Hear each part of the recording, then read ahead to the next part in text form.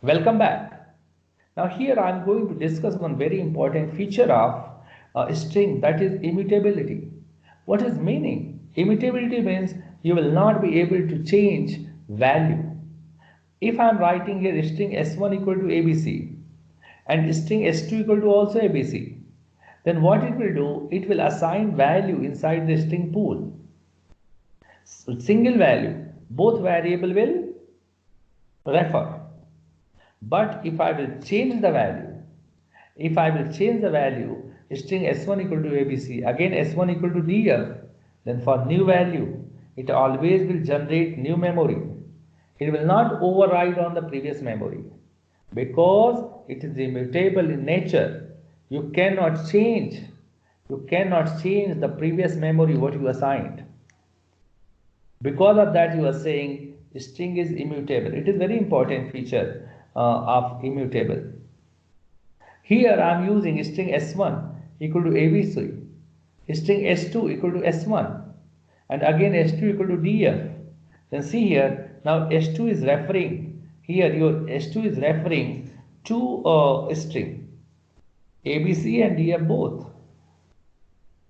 Means with the help of s2, you can check the both. So hope you are able to understand the meaning of this immutable. What is meaning of immutable means you cannot change.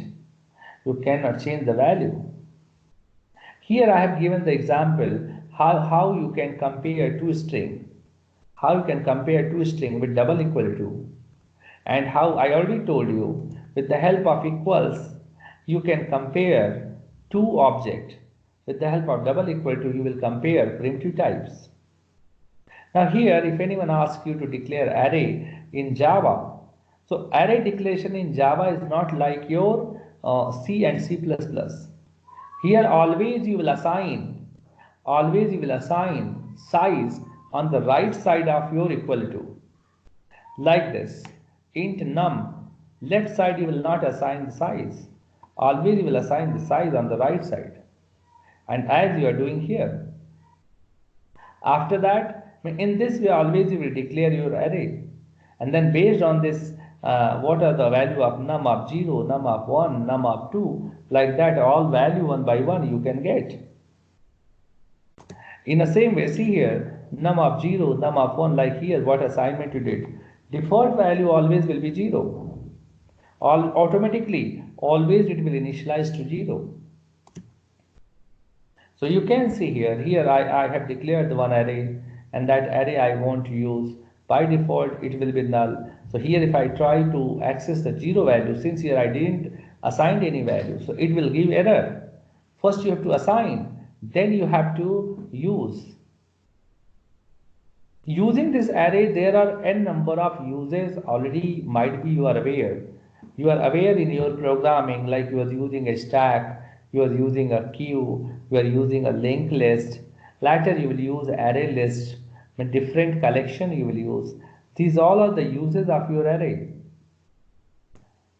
Now here, how to initialize array? So here I am using with the help of new int, and yes, here you can give value. Any anonymous array you can create. Or you can give here create an array of length 0.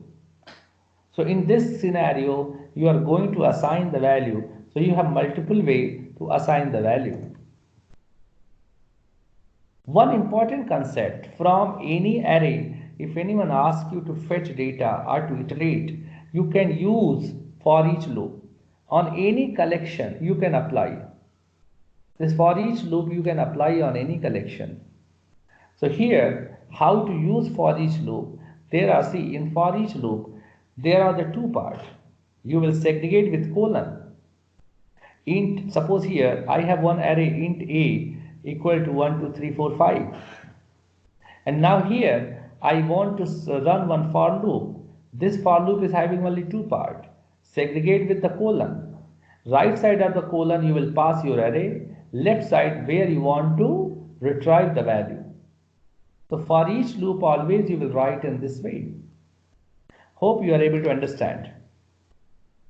One very important, if anyone asks you to pass input, input to your program.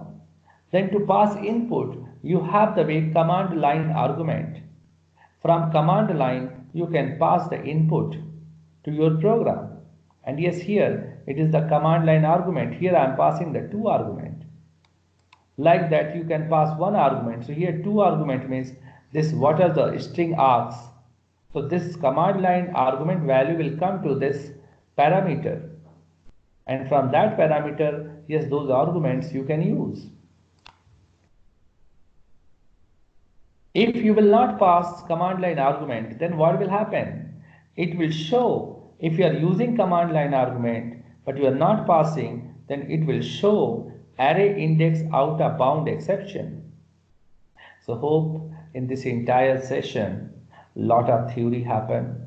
Okay, you are able to understand. Now it is right time to start the practical part. I want to start the practical session for this one. So practical session for 10 to 20 minutes I will give. Try to understand how you will start your task, how you will set the environment, and how you will go with the constructor. That all concept what I explain. Okay, I will explain here how to use command line argument. That all. So and other examples I will share with you. You will execute in your environment, and then you will be able to understand. So thank you very much, thank you very much. In next, we will start with this one practical part. Thank you very much.